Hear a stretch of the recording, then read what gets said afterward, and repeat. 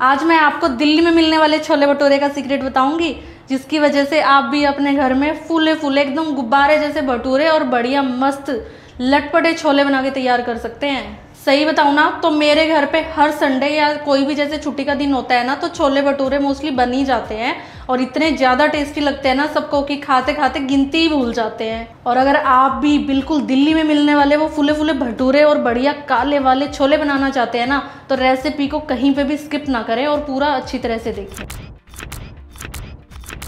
Hi everyone, मैं हूँ छाया और मेरे चैनल शेफ छाया पे आपका स्वागत है। तो चलिए शुरू करते हैं। तो सबसे पहले हम छोले बनाना शुरू करेंगे, क्योंकि छोले बनने में थोड़ा सा टाइम लगता है।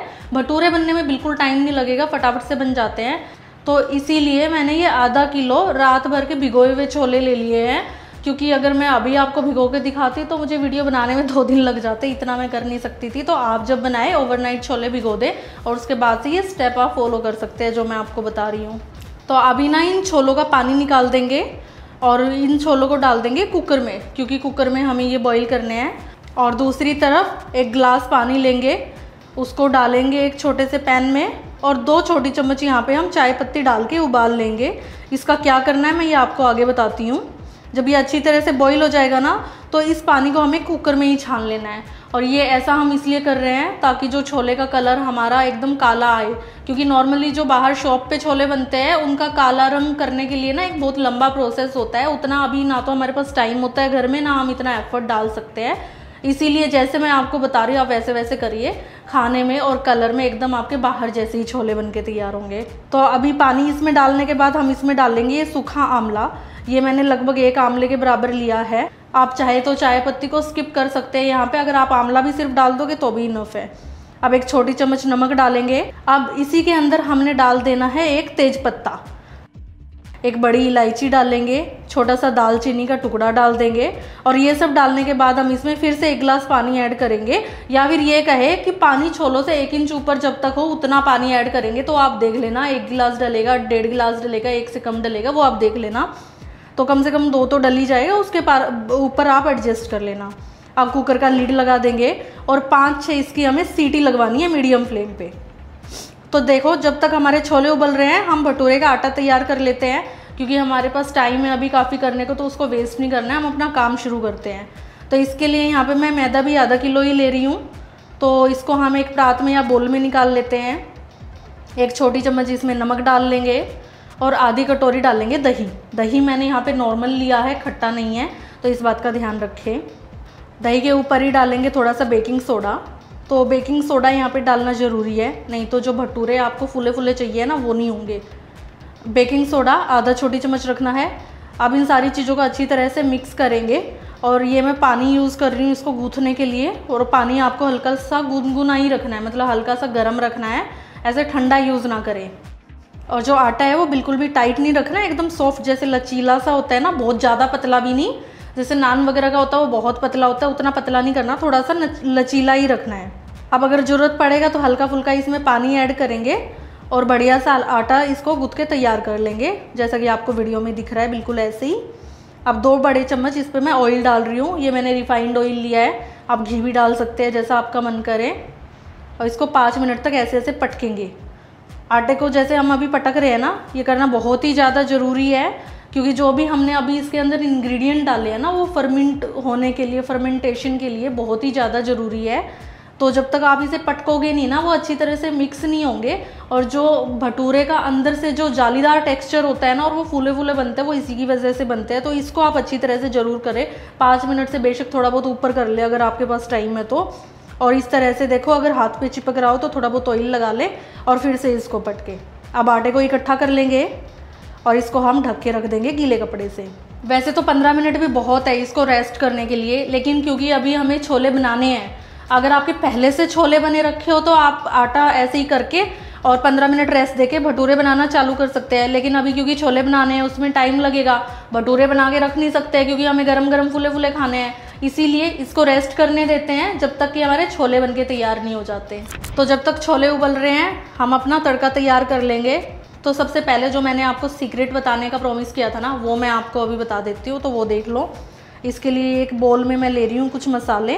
तो जितने अभी मैं छोले ले रही हूँ ना, ये सारे आधा किलो छोले के बराबर है, उसके हिसाब से। अगर आप छोले कम ले रहे हैं तो उसी हिसाब से इन मसालों को भी कम कर दे, तो उसी के हिसाब से आपको ये मसाले रखने हैं।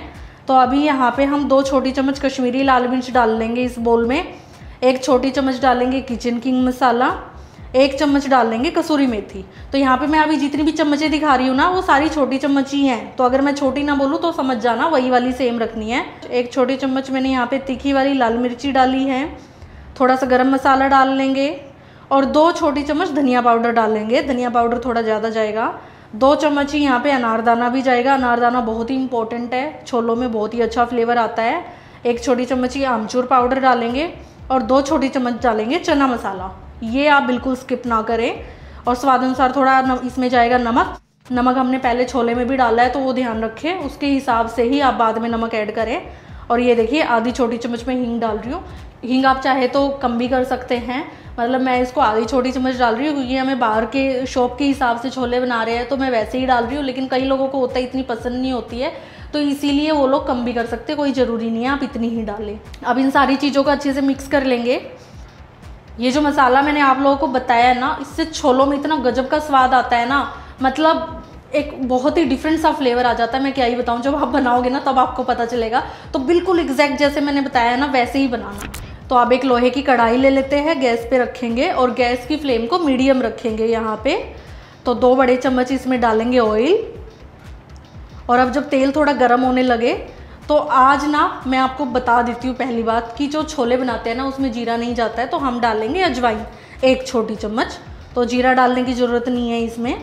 अब इसमें डालेंगे 2 बड़े प्याज, मैंने इनको बारीक बारीक काट लिया था, इनको डालेंगे और अच्छी तरह से सौते करेंगे। तो जो प्याज है ना उसका कलर हल्का सुनहरा हो जाना चाहिए, तब तक इनको भूनना है। और लेकिन जब ये थोड़े से अभी पकने लग जाए ना, जिस स्टेज पे आपको दिख रहे हैं, इस समय इसमें ऐड कर दे 2 बड़ी चम्मच अदरक लहसुन और हरी मिर्ची का पेस्ट। तो ये पेस्ट ना मैंने 3 चीज़ों से मिलके बनाया है, बराबर क्वांटिटी में, यानी कि 2 मिर्चें 2 लहसुन थोड़ी सी अदरक, इस टाइप से रेशियो रखना आपकी। 2 बड़े चम्मच वो हो जाए उसको डाल देंगे। और साथ में जैसे प्याज भुन रहे हैं ना, उनके साथ ही जब तक प्याज सुनहरे ना हो जाए इनको भूनना है अच्छी तरह से। ये देखो प्याज का कलर चेंज हो गया है। तो अभी इस समय पे हम डाल देंगे हमारा सीक्रेट मसाला जो हमने बनाया था और अच्छी तरह से इसको मिक्स करेंगे।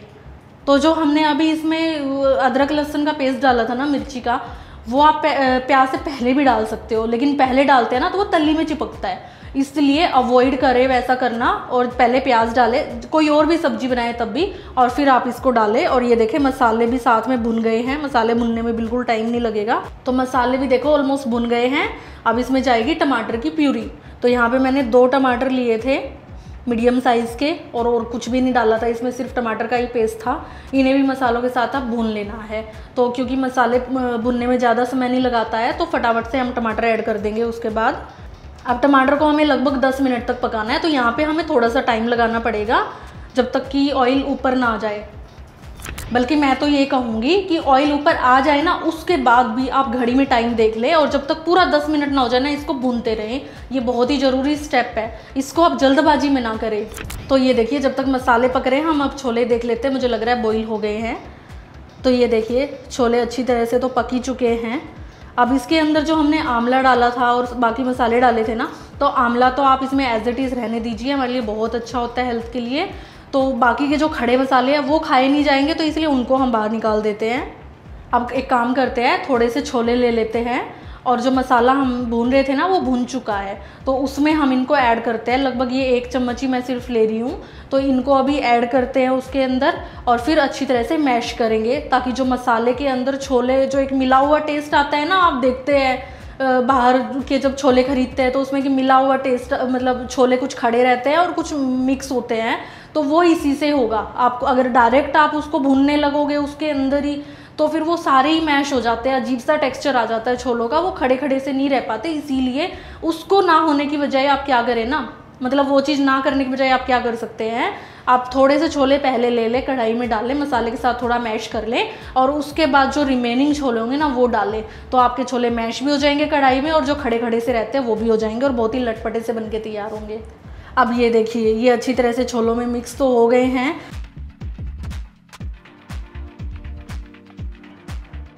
अब जो बचे हुए छोले हैं उनको भी डाल देंगे और अच्छे से मसाले में मिक्स करेंगे।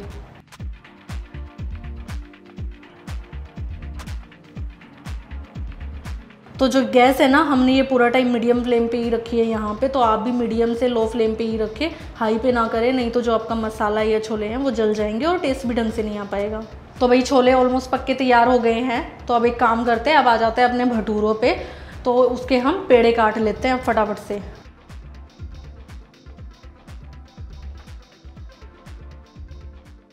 तो भटूरों को ना हमेशा तेज गरम तेल में ही तला जाता है, तो इसीलिए जब आप ये पेड़े काटना शुरू करें ना, उससे पहले तेल चढ़ा दे गरम होने के लिए। और ये देखिए, आपने देखा ना मैंने कैसे करके ये भटूरे को गोल किया और बड़ा किया। आप या तो बेलन से भी कर सकते हैं, हाथ से भी कर सकते हैं, जैसे भी आपको ठीक लगे। और गरम गरम तेल में भटूरों को छोड़ दीजिए और बढ़िया चम्मच से इस तरह से झाड़ से इसको चलाते हुए फुलाइए, उलट पुलट के इसको पकाइए। बहुत ज़्यादा लाल नहीं करना होता है, भटूरे थोड़े से वाइट वाइट से ही रहते हैं, क्रीमी से कलर के। तो जब वो थोड़े से पक जाए तो ये देखिए आप, कितना अच्छा भटूरा फूला है ना, एकदम गुब्बारे जैसा। तो चलिए अभी बाकी के भटूरे भी हम ऐसे ही तल के बाहर निकाल लेते हैं फटाफट से।